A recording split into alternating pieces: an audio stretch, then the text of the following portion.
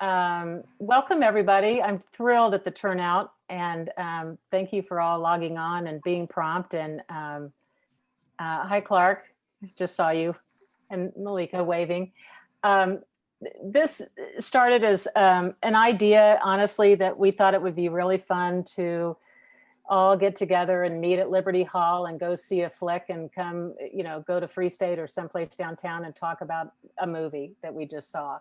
And of course, then COVID hit and we had to adjust, which we've done rather successfully. And kudos to everybody out there who has mastered Zoom and is into the virtual world that we're living in, like it or not, these days.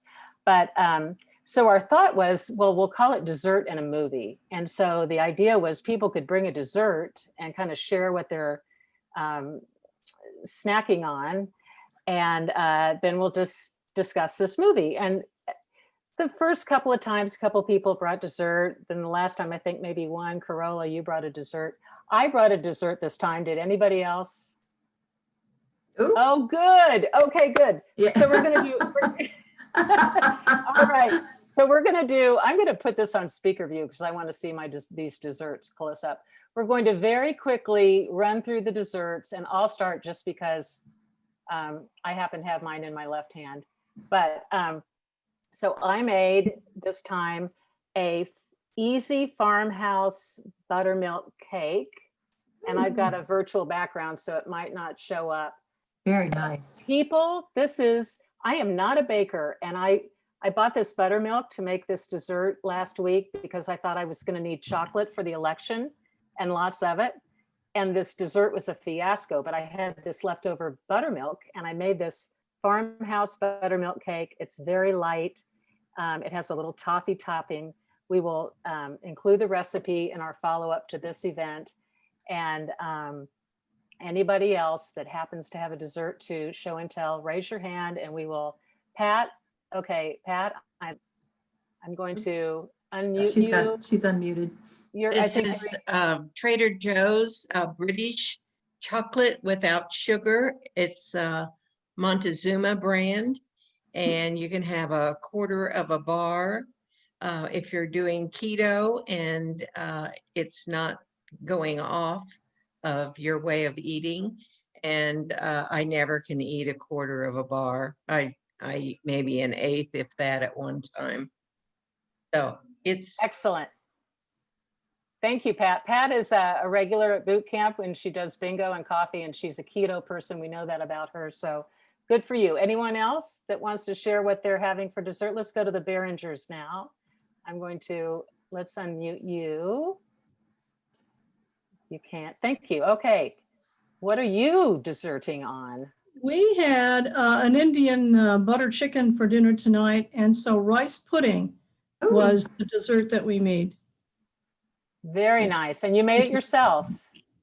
Well, I didn't actually make the rice pudding. I put the seasoning in to make it Indian, because if you just get the rice pudding from the grocery store, it's very bland.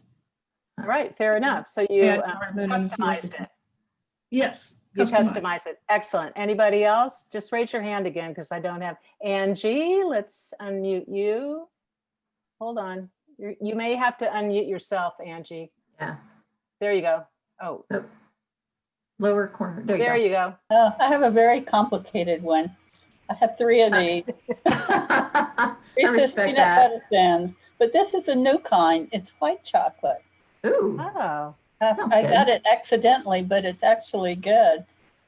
All right. Very nice. Let's try that. Okay. Is that a Halloween leftover, Angie? Yes. Yeah. It's a good week for that. Okay. Who else has a dessert that, okay, Yeah. Georgia, let's unmute you. Yes. Orchards. Yes. Okay. I think you guys need to unmute yourself on the corner. There you go. There you go. I'm on an iPad, so it's in a different place. Oh, Well, sorry. we're eating the Ghirardelli squares, and we like milk chocolate caramel. I don't know if you can see that or not, Very nice. but they're wonderful. But only one. Of Oh, course. yes. Yeah, right. We We're gonna hold believe you to you. that. We believe you. Oh, who else? Corolla, unmute yourself, please, dear. There we go. Okay. I made a little New York cheesecake. Aw, Ooh. Oh, very nice. very nice. What recipe did you follow? New York cheesecake. Okay, but like, what was the source of the recipe? The internet. Aha, okay, thank you. Corolla And who always else? does thematic desserts. Right, the She movie does. starts Corolla in is- New York, right? Corolla sticks to the theme. Karen, we are going to unmute you now. Karen Brown. All right. There you go. I didn't make these, but they are really delightful. And this is an advertisement for the Jewish bake sale, Ooh. and they are wonderful. And you do have to very carefully decide how much you're going to eat. And they use dark chocolate in these. But anyway, it's an advertisement for the bake sale. You have to drive through out there, but it was very good. And I And what is haven't tried the crepes yet. I have those two. Okay, very nice. And when is the bake sale? Is it ongoing or is it over? No, or it's last Sunday. last Sunday? So we It's have to always- catch it next year. I believe it's always been inside with an art show upstairs, but there, the people who attend, the numbers have really grown, but also, of course, because of the pandemic. And they had it very well organized. You drove all through the parking lot and back around, and people greeted you and took your order. And by the time you came around the corner, I had sent mine ahead. By the time you came around the corner, it was all ready for you, and they put it in the window. So. Excellent. Thanks for that. Okay, anyone on the first page I'm looking at? Shelley, do you have a dessert? Simple let's- with just, I don't know if you can even, just a Honeycrisp apple and some brie. Ooh, The nice. apple because my pear wasn't ready yet. So Fair enough. Fair enough. Okay, anyone else on this page? I'm going to go to the second page and look. Paula. Paula? Let's Nope, unmute you unmute. first. There you Okay. go. Well, like I said, I've never been with you folks before, but I'm a late nighter, so this is my supper. I won't have dessert until about 9:30 or 10, which is too late for our book club here. I mean, so I'm having my hot, it's a chicken and rice soup that I threw a lot of vegetables into it and a little bit of soy sauce even, just a lot of flavor. Cool. Very nice. So it's a savory dessert tonight. There you Or go. Dessert, yeah, there you Yes, go. yes. Okay, anybody else before we start rolling on the film? Anyone? I think we're Okay, good. good. Well, so thank you everybody for bringing your sweets to share, and we will, anybody that has a recipe, Corolla, you and me, I guess, we'll send those out with a follow-up in the next couple of days. Meanwhile, I would love to introduce to you John and Gloria Hood, who are our special guests tonight as we talk about the Booksellers film that we've all seen. And we're really thrilled to have them. Well, for many reasons. First is they have some really firsthand, first world experiences in this world. I've said it 3 times, but and I want you to tell us sort of the differences that right off the bat by way of introduction, that you really don't consider yourself the antiquarian booksellers, that you have a specialty. And why don't you just take some time to explain that to people before we start off, if you would, Gloria or John. Well, we've been in business for 46 years, and in order to really be in the rare book world, you need to be in a major metropolitan area. And you may have noticed that in the movie, most of the dealers were in New York City or in the environs. And so when we got into business, we decided that since we wanted to live in Lawrence, that we would stick to the academic and scholarly side of the book business. And so we started from there. And of course, over the years, we've met some of the people in the antiquarian business, and we do have antiquarian books ourselves, but for the most part, we specialize in scholarly works. And Does we that were help? thrilled. We were thrilled to know after we invited you to join us tonight that you actually knew a couple of the folks in the film, didn't you? Yes, we do. We know Judith Lowry, who was one of the three sisters at the Argosy bookstore in New York City, and we've been to their store before. And Judith and I worked together when we were both in the process. It's been about 30 years ago now that we started to catalog our books and start selling on the internet. And so she and I consulted with each other about that process. And then the other person that we're acquainted with is Larry Mcmurtry. And most people know him from his books that he's written over the years. But he's a very serious bookman and had a store in Washington, D.C. and one in Arizona, wasn't it? Santa Fe. And Santa Fe. And then later on, he went back to his hometown, which is Archer City, Texas. And he bought up about 6 buildings there and filled them with books. And he too is very much interested in scholarly books. And so we would travel down to Archer City on occasion and buy books from him. But he's a very interesting man. And Gloria, you So and those John, are the two people. you and John are sitting in front of some bookshelves. You are at your shop. You are still in the trade under the name of J. Hood Booksellers. John, I think I've seen you at maybe my garage sale. Could that be possible? Oh yeah, I think so. Yeah. Where are you now in your career, and Right. where are you now in your business, and how have things changed since? Well, not only since COVID, but since the internet, like the movies really focused on.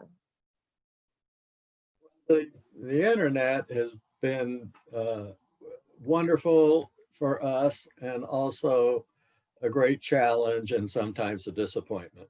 But we got on the internet early and really had great success selling books. Now the competition on the internet is ferocious.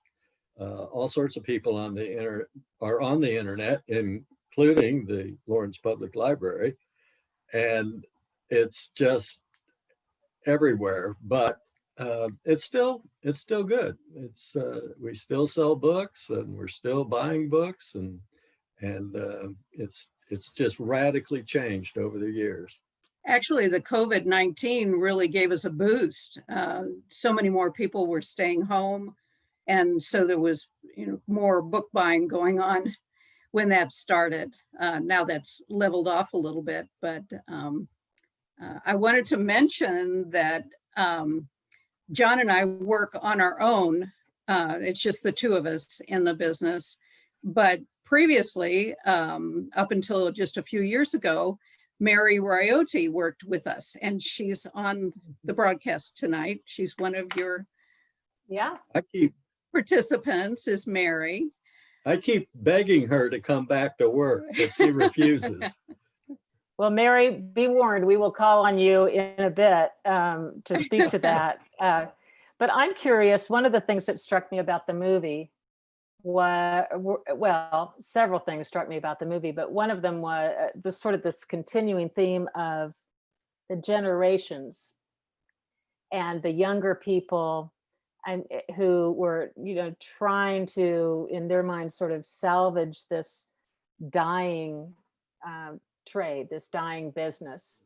And some of them, I thought, from my 64-year-old perspective, were quite young. And I wondered how young you were, both of you, when you got into this, and maybe what was the inspiration, either, the way you were brought up, or a moment in time, or something that just inspired you to commit yourself to this life that's really now sort of, I don't know if threatened is the right word, but it's kind of in question. Well, we started in 1974, and a year before that, we were living in New Haven, Connecticut. And that gave us the opportunity to see that there are a lot more bookstores on the East Coast and the West Coast, but the East Coast has traditionally been full of many, many stores. And so we had the opportunity to really get to know some of those book dealers. And I'd say there was a certain level of desperation about what we were going to do with ourselves. And we wanted to come back to Lawrence. And so we thought we'll come back to Lawrence and open a store. And how many books did we have when we started? Oh, I don't know. We have a picture of ourselves standing behind the counter, and there's not a book in sight. Yeah, so we had maybe 200 or 300 books when we opened the store. And now there's 35,000 listed online. So it's been a gradual increase. But we always thought it would be a great way to live, and it is proven to be that very thing. When I told my dad that we were going to start a bookstore, he said, well, that will be a nice experience for you. But he didn't really give it much of a chance to last. Right. And so tell the people where you're in, are you in Baldwin? I mean, proper or? Yes. No, we're out in a rural area that's just north of Baldwin. Yeah, about 10 miles south of Lawrence. Okay. You know, in the film, they talk about Kindle and other sort of online applications and how that has affected the hunt, if you will, for, you know, well, not so much the rare books, because I'm sure you can't find those on Kindle, but it has affected the business and just that idea of the hard copy, the paper book, the hardbound book.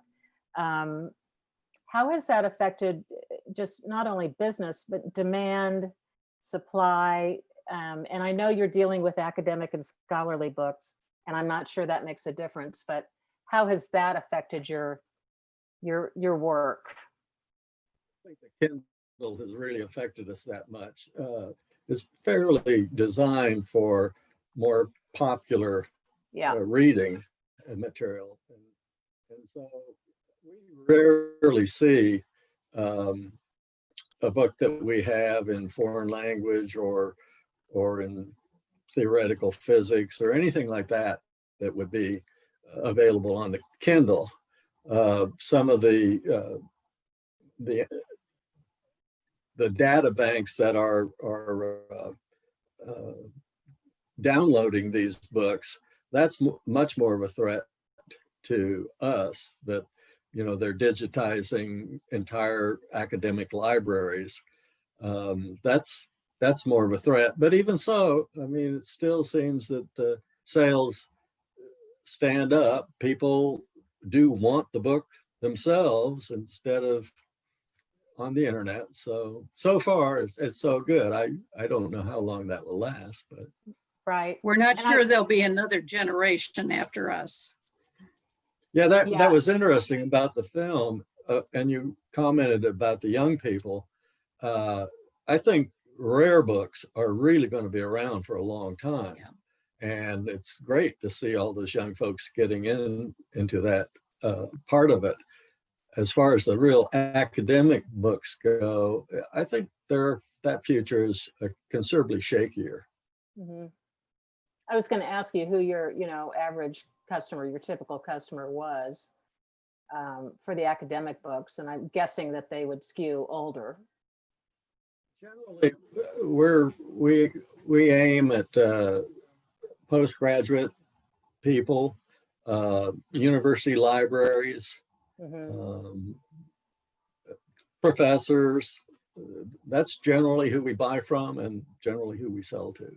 But we also sell all over the world, and Europe and Japan and even Brazil to a certain extent are much more book-centric than the United States is at this point. So we sell some of our more esoteric things, generally go to Europe.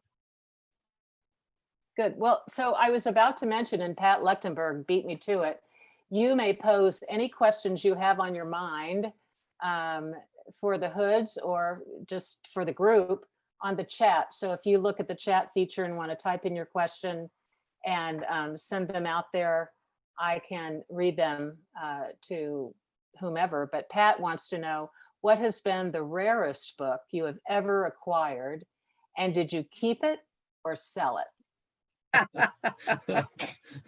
We did not keep it. I don't know if I can name it, but we're not collectors ourselves. We did buy a set on Egyptian numismatics that probably was our most valuable set, and we sold it as soon as we could. Yeah. I mean, some dealers, and I think you saw that in the film, that some people are dealers, but they're also collectors. And so it always sets up this little conflict within themselves. And we don't really struggle with that. So there is no genre, there's no category, there's no author, there's no topic that you think, okay, we've got to keep this one. We cannot. No. We have miscommunicated. We have about 20,000 volumes in our own library. So obviously we have kept what we want to read, not what we want to collect, but what we want to read. So you're skimming the top in terms of what your interests are, and maybe you'll sell that later, and maybe you will keep it. Every And book dealer, almost every book dealer. that's the perk of the biz, I would think. Yeah. That's right. Okay, we have another question from Kathleen. How do you define a rare book? Are they books published before a particular year? Well, the older the better, but it's just availability. It's just availability. You need to make a distinction between, if we have a book in say philosophy, and it's written in French, and we get online and we see that there's no copy of it, you could say that that's rare, because we usually use the word scarce, but it's not rare in terms of the film, which are they're all rare book dealers about really collectible things. And this book might be rare for the guy that really wants to find it, but it's not generally considered rare. Okay. Does that help? It does help. So Paula wants to know, have you been to the library's book sales? And have you? Sure. Well, yeah, we know that. But have you found anything unique or collectible there? We found some very nice. Like what? Anything pops out in your memory, like, oh, this is a find?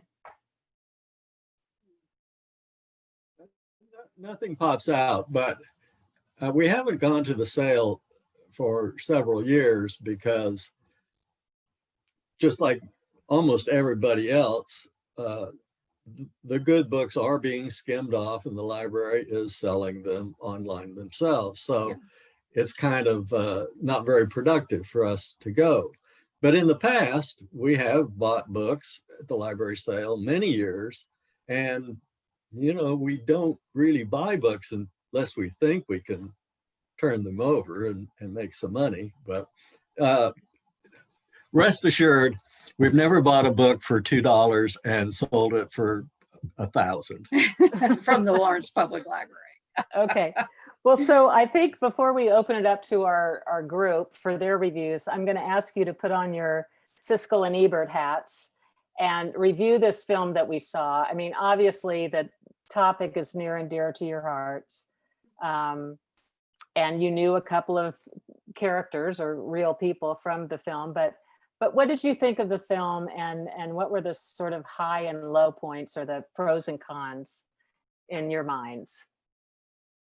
Well, for myself, I was really thrilled to see that they paid a lot of attention to the women at least in New York City, that are involved in the book business. And I wanted to mention that closer to Lawrence, in Kansas City, there was a true antiquarian rare book dealer who started a store there. His name was Frank Glenn, and it was called Glenn Books. and it was right downtown in Kansas City.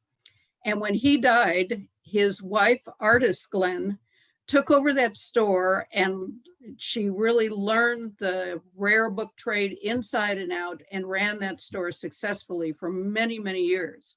And she is a very well-known woman antiquarian rare book dealer.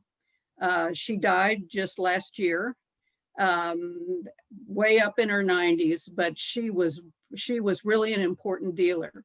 And so I wish she had been included in that film, because she, it really was a man's world for much of the time. And then only recently, as the film pointed out, are women getting some notoriety with it. Good. John?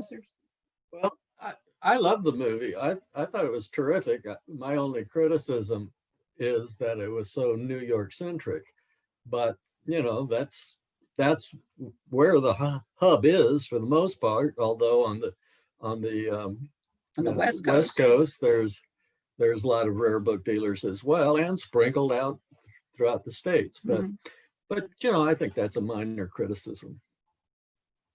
Okay. All right. Who else would like to weigh in and just either hold up your hand or send something in the chat, and I can talk to you. One of the points I'll just throw out there, we were talking earlier before everybody came on, was how old we felt when the woman got on there talking about the hip hop, the archiving of all the hip hop literature she was doing from the 90s, and how that made us feel pretty old, that was historical and that needed to be archived, ASAP. And I thought they showed a great range and did a great job at sort of dealing with all the generational opinions and perspectives of that community. And yes, it was definitely New York centric.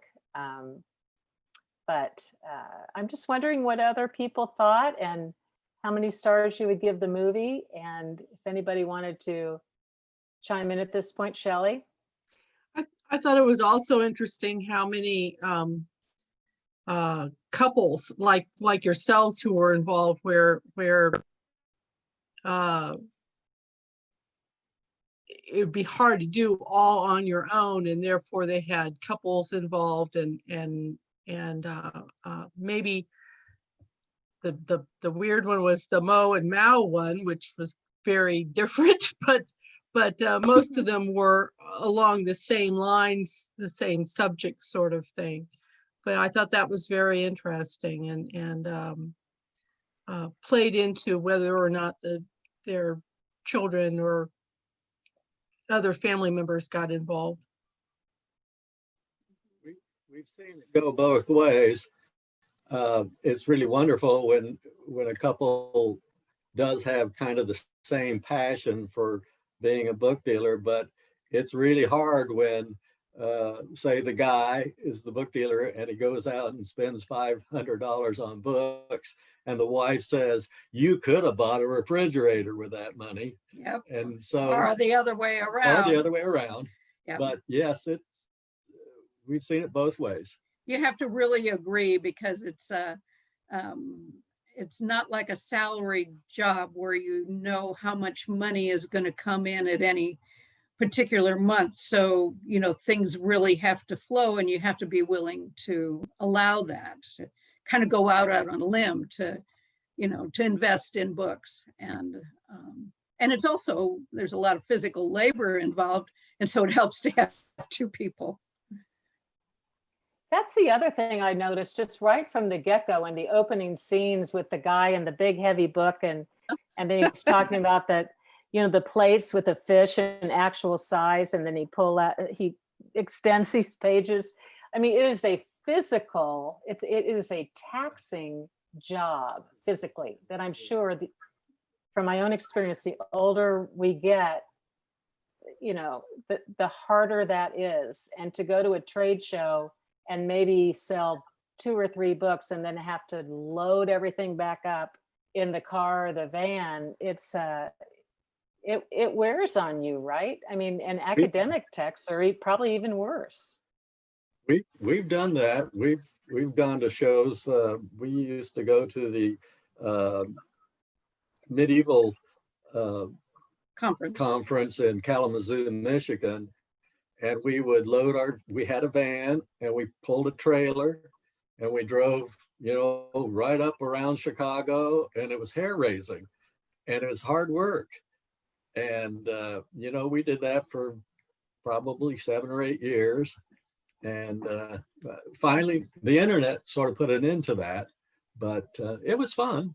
I thought it was fun. Yeah, it was great fun, but it is, it's work. You have to take sometimes 2,000 or 3,000 books with you and your own shelving and set that all up at an academic conference and then sell the books for 2 or 3 days and then pack up what you didn't sell, or maybe pack up what you also bought while you were there and then lug it all home again. So it was pretty hard work at times.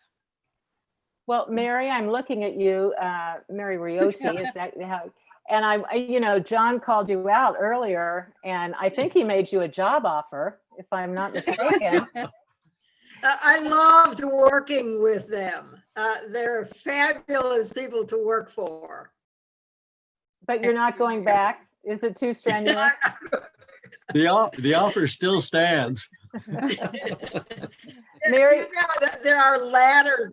You keep climbing ladders to go up and retrieve books. You have a very short ladder behind you. They have tall ladders.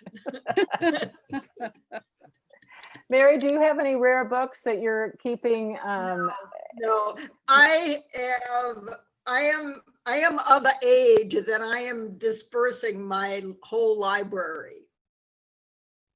Well, that's what occurred to me. That's what really occurred to me. I go to the library. We have a downsizers club that we do here at boot camp, and which encourages people to get rid of their things. And so we were very much last program. In fact, it was about what is your stuff worth?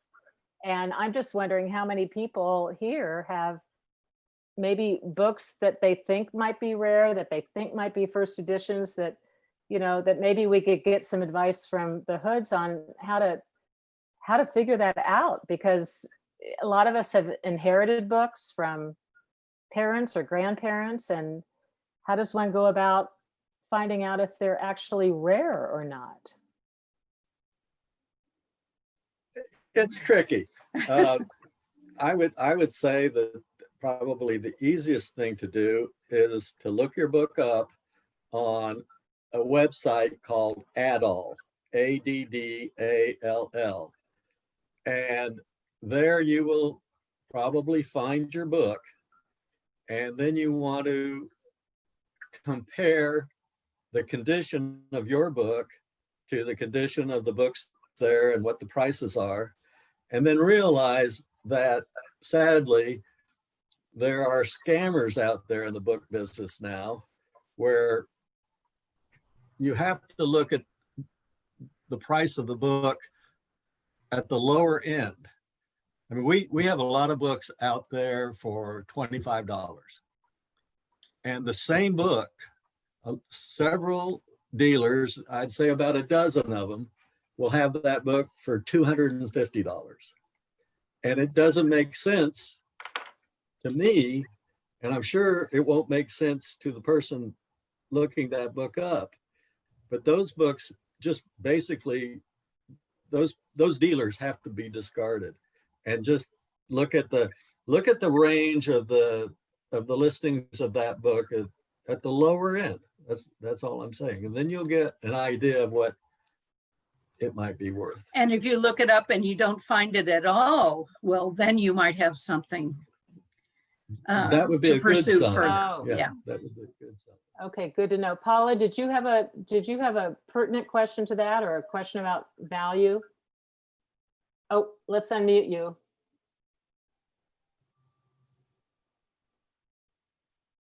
Can you hit your microphone and unmute yourself? There we go. Very- Okay.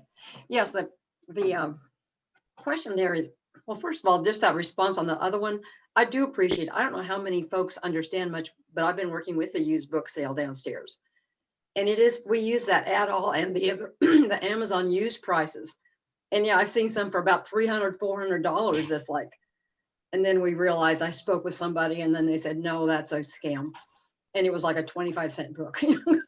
But that's a fun part of that job, is to see some of these books and your eyes just, wow. But what I was curious about when I watched the film was income. Do people, how do you live on it? I mean, to have 35,000 or that one, some of those places, hundreds, like thousands of books, even $1 a book, that's a lot of money. And then I thought, well, do they have side incomes? Do one of them have an employment? Just how does that all work out, balance out? We don't have any other employment, but I think most book dealers do not. It's an all-consuming kind of job. It would be really hard to do it part-time, to do it really well. But then again, some people have done that, have kept a day job and then just sold, particularly with the internet. It's easier for them to sell a few books on the side, besides their main employment. But you'll have to realize too that the books have been accumulated over, in our case, over 46 years. Yeah. And they're all paid for. Yeah. I mean, we don't owe any money on the books, on any of the inventory. So, that really helps. So many businesses are trying to sell things at a 30% profit margin or a 10% profit margin, and they owe a lot of money on their inventory. And by just accumulating over years, it really helps. Although sometimes when you sell a book for $10 and you've had it for 20 years, you wonder, did we actually make any money off that book or not? But that's sort of beside the point. We're still happy to get the $10. So yeah, and happy to find a home for those books too. That's part of the joy of it, is matching up, particularly in very esoteric scholarly works. Sometimes we'll have the book for 20 or 25 years before we find the right scholar who really needs that material, and you make that match.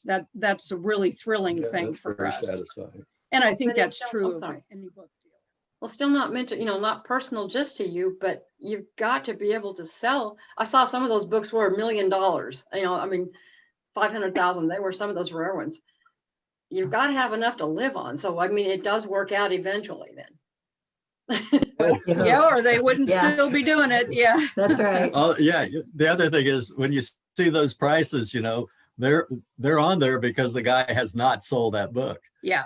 So who knows what he'll go down to in order to sell it sooner or later. Right. So did you have to rebuild your home or figure out how to manage the weight of the books? I hadn't thought about that, but I have moved books, and I know you better make the boxes pretty small.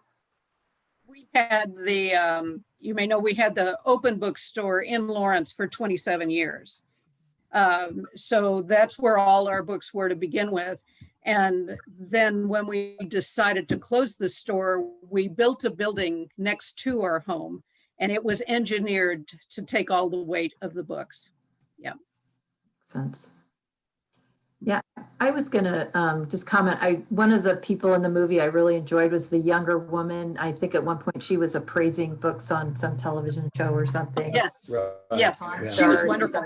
Yeah, and I thought, is there a future for people to do this? I mean, to continue this profession? Because she was so enthusiastic and so positive and saw so much promise, and which I just loved, because obviously those of us that work in libraries want to see books just go on and on and on. But I didn't know what your reaction was to sort of her sentiment of, just the possibilities that were out there for booksellers. So, I think with the rare book dealers, Yeah. there's more possibility with academic and scholarly things like we sell. You have to have so many of them. I mean, a rare book dealer can do well with, say, maybe 5,000 carefully chosen volumes that he or she is selling, but in the academic world, you have to have big numbers. And that means a big space to store them. And that's increasingly more difficult. We couldn't possibly afford to rent the space that we need in a downtown building in Lawrence anymore. So I think that's a real barrier these days to the kind of big stores that we used to have. Yeah, for sure. But she's a lovely, lovely person. It was just really great to see her intense knowledge as well as her enthusiasm for the books that she's learning about. Is she the one that said, I've got all these ideas? yeah. Yeah. Yes, Yeah. yes. She was great. I'm curious to know if anybody in the audience is a hunter of any particular thing. Like, you know, they talked about the thrill of the hunt and how, you know, the internet is great, but really it's about going deep into a store, a rare bookstore, and hunting, you know, what you want. And I was just curious to see if anyone here is hunting at this point for anything, any genre, any category, any author, or if we're all in downsizing mode at this time and we're really wanting to, you know, not do that anymore. We don't collect books, but I did go down to the dusty bookshelf and I was looking for something by Emerson's essays. And I just thought there'd be all kinds. And there wasn't anything there. I wanted to read Self-Reliance. So, No? Look, No. get on our website. We have Emerson. do you? Okay. Yes, I may. we just He's made a a love favorite of ours. connection. I wanted to ask a question about your, how do you make a market in your business? And do you specialize in any certain academic area, like in law, a certain section of law, or you just take anything and people call you because they know you have a book that they need? I think most dealers have their favorite areas that they like to buy in. We do specialize in several areas. We specialize in philosophy, ancient, medieval, and Renaissance studies, both history, philosophy, and art in those areas. Those are kind of our powerful areas. It used to be psychology, because when we had the store open and Menninger's was still in business, we had quite a clientele from Menninger's. But, you know, our sociology section or our geography section, it would probably be pretty thin. But those other sections are strong because personally, we like them. And so, you know, you sort of go out your way to buy the kind of things that you like. And it's But we also- do buy everything, Yeah. more or less, as long as it comes under the heading of academic. I mean, we do buy chemistry, we do buy mathematics, but they're not our favorites. And we have to wait until the right, you know, the right opportunity comes. If we buy a professor's library, well, then that's what we're going to have a lot of good books in. And so that's kind of shifts through the years. And but we like any academic subject, we're happy to take a look at. Right. So did you go to Maryland Stockstead sale by any chance? No, we didn't. We know Maryland, but we were out of town when that No, sale we were out happened. of town, and I was crushed when I realized we missed it. But Yeah. I did go to the library after apparently a lot of the things that were left over, I Went to the Lawrence. They took to the that, Lawrence Public Library. I did Yeah. buy some things there, but Yeah. yeah, I was very unhappy about that. Yeah, yeah. She was a wonderful scholar. We She went was to quite a Rome with collector. her. Yeah. Yeah. She had lots of books. Yes, she did. Shelley, And did that's you have- something that I was just going to say, that that's something that has changed, is that many academic people no longer accumulate large libraries. You know, it takes a lot of space, takes a lot of money. So a lot of the major academic libraries are really have been sold out already. Okay, Shelley, did you have something to ask or say? Oh, let's unmute you. I thought that the changing fads was interesting of, when the dust jackets became more and more important, and then signed copies became more and more important. And I realized in academic kinds of books that may be different, but I was wondering if you had observed fads over the years that had changed in that way among the books you sold.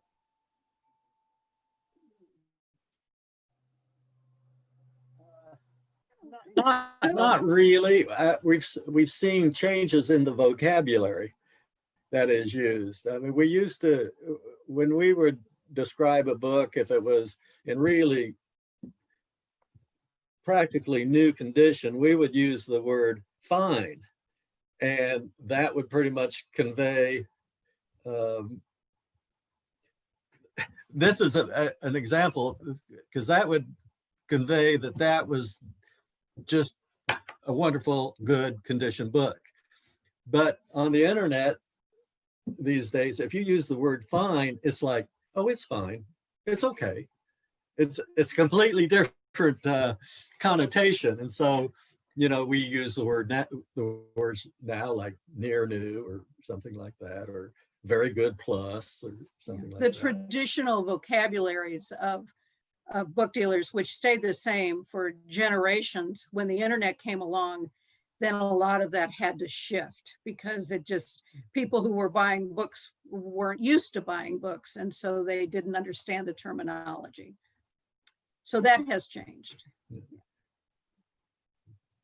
Well, I'm just curious to see if anyone, watching the movie was reminded of a bookstore anywhere in the world that you wandered into and thought, oh, they don't make them like this anymore. And, if you, on your travels, all of you, like wherever you went, if you remember a certain bookstore where you went and had that feeling that this was something, of another era, and where it was and what it was called, if you can remember. I'm going to Angie. Yeah. Paul's bookstore in Portland, Oregon. Yes. Yeah. Huge. A great store. Yeah. A lot of people are like clapping and nodding. I feel like I've missed Yeah. out. Paul, We okay. spent an entire day there and could have stayed longer. I thought That's it was wonderful. interesting too. I mean, they talk about electronic books, Kindles, etc. But in my experience, I don't think people love it like they thought they would. I think they're great for travel, but I like to hold a book in my hand. And I think a lot of people I know have said the same thing. And I think a lot of people like a bookstore experience, because in Seattle, there's an actual brick and mortar Amazon store, which I thought was fun. Yeah. But we always used to think going to a bookstore and hanging out was a fun evening. It's something we used to do when we went out of town. We just find a funky bookstore. And anybody else have one to recommend when we all start traveling again, Pat? Well, in London, we encountered in several neighborhood, they don't really have malls or strips or anything. It's just, the neighborhood stores. we encountered a lot of places called things like bookends, where publishers would take like the ends of the run and sort of like wholesale them. And that was a very interesting experience. It didn't remind me of antique or rare books. It was just different than most of our bookstores, the way they're set up. And that was really fun. Yeah, cool. And you know, the Go half ahead. price bookstores are like that. Yeah. Mhm. They take the ends. We've been to That's the Oxford. closest Oxford, thing. Mississippi has a book called, I think it's called Square Books. Yeah, that's a great And they have a bookstore. lot of signed new books. Yeah. They have a lot of visitors in their bookstore that speak, and then they, of course, sign them. And then And where- Portland has one too that's pretty big. We didn't have enough time there to look around. Yeah, at Powell's. Yeah, yeah, Oh, pals, sure. right. Okay. So when the Angie was talking about. Oh. Anybody else have one to recommend? Because we will start traveling again, people. We really will. Oh, What about you, Hoods? What forget those scholarly academic books, but what, on your travels, what bookstore do you remember where you, could it be in New York or elsewhere, where you wandered in and it just kind of spoke to you? I moved from Wichita and I'm really missing Watermark Books, which was a private bookstore, but there's a whole neighborhood ambiance there. And the owner is a feminist person who has been really interested in promoting things for children and families. But it's a lovely, very small bookstore, and they will order anything. They will find it. If you're looking for something, they will find it for you. Talking Awesome. about Wichita, it's the bookstore. Karen, are you familiar with that? Yes. That's one I like to browse around. It's really different. Great. Judy Keller put in the chat that the Book Loft in German Village in Columbus, Ohio is her favorite. Okay. And Tattered Cover in Denver. And Judy Keller. she had where are more. you? She has a Sorry. light- where are you, Judy? I can't see you. There she is. There she is. You can speak for yourself. Yeah, speak for yourself, Judy. The There she is. lighting's bad in here. Oh, don't worry about lighting. We're not finicky. What a wonderful conversation. You all have made me hungry to travel and browse again. You have lots of We favorite are too. tours. Yeah, well, We tell are us too. tell us where we should go. I mean, you have a lot of. What is the name? You would know. There's a great bookstore in Seattle. What is the name of it? I've Does never anybody been. remember? Yeah, my It's like- grandchildren were there, but I can think of the name now. It's in the old part of Seattle and it's beautiful and it's just got I really can- I comfy can- chairs everywhere. I can see it, but I can't remember the name. Phil, do you know? Let's unmute the Something vague. Behringers. I think the Behringers might know. There we go. Hopefully, can you take your, The one in Columbus is an There. old house and with 7 rooms and every room is a different genre. It's really fun. Behringers, click on your little, there you go. Do you know the Seattle bookstore? I'm not remembering it at the moment. I can't, I guess we could Google it, but there's a great one in Seattle, if you're ever in Seattle. it's the Queen Anne Book Company, the Elliott Bay Book Company. Elliott Bay. that's it. Elliott That is- Bay. Elliott Bay. Yeah. Okay. Okay, good. Elliott Bay. Google. All right. Yeah, this is good. Yeah. This is, Oh, anybody else want to? science fiction, you can't beat Forbidden Planet in London. 3 stores. Oh, yeah, I Please, love the sorry. science fiction, the science fiction. It was a I guy, think- right? I think In I've the seen pictures forest? of that. Mhm. With the mushrooms? And he was in the fire. That guy was very interesting, I thought, the science fiction Yeah. guy. Well, should we do a rating? Yes, we need to, oh, it's after 8. Yes, so what we do at this point, what do we do, Kathleen? Have people hold up fingers? Yeah, hold up your fingers, but in like scale is 1 to 5, 1 being not very good and 5 being just over the top Yeah, excellent. you're rating the movie, not this program, by the way. Right. Thank you. How many stars would you give the film? That's right. Everybody hold up We do your, digits. okay. Before. What are we, 1 to 5 or 1 to 4? I can never. 1 to 5. Good. 1 to 5. 1 to 5. Okay, good.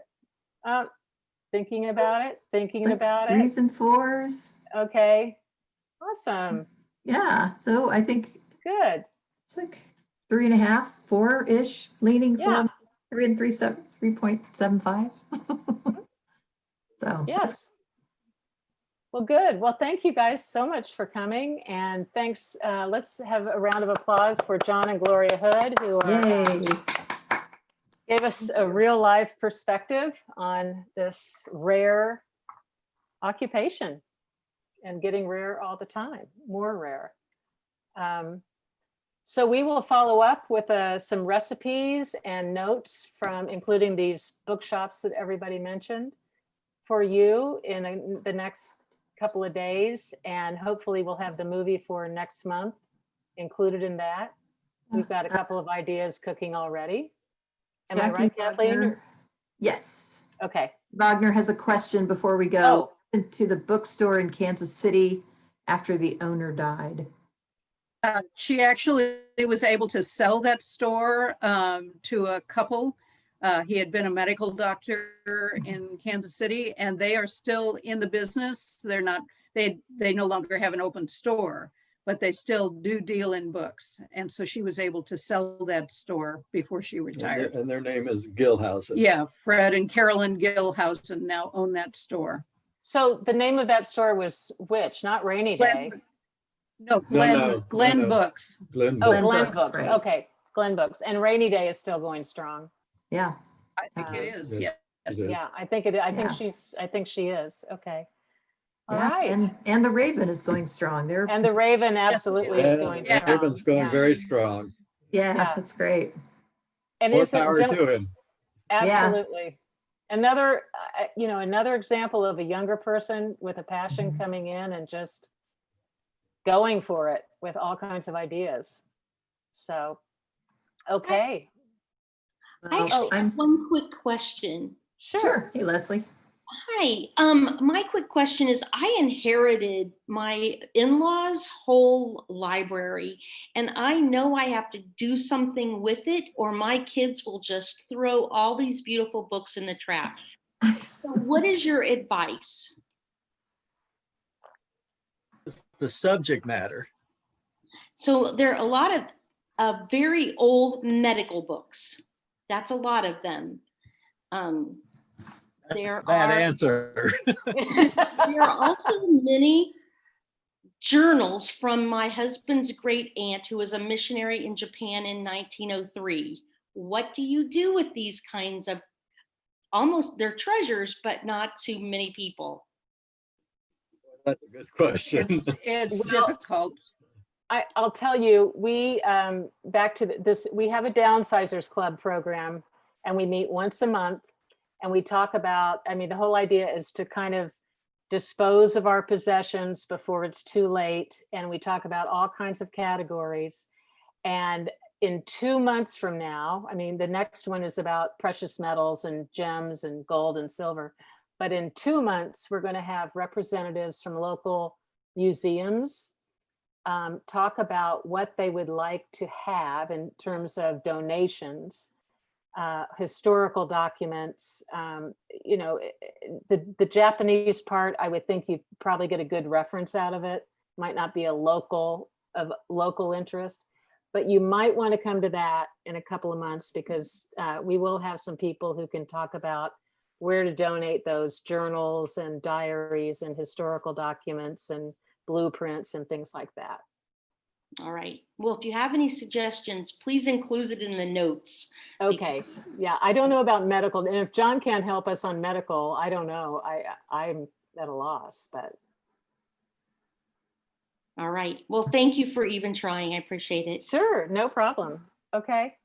All right. Well, goodbye, everybody. I guess we're Yeah, wrapping up, you can- and thank you all for coming. Yeah, feel free to unmute yourself if you want to Yeah. on the way And- out. And we will let you know what the next movie is and when we are meeting.